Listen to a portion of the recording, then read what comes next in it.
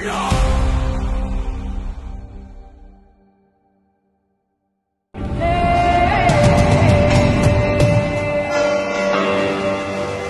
Railway গাড়ির মতো, ট্র্যাকে যদি চলে খুব সুন্দর, আবার যদি ট্র্যাক থেকে বাইরে যায়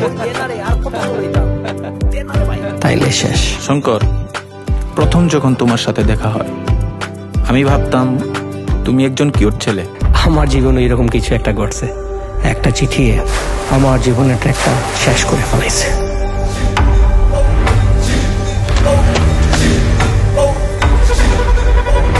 আমার নাম বিপ্লব, আমি একটা জঙ্গলি কুত্তা।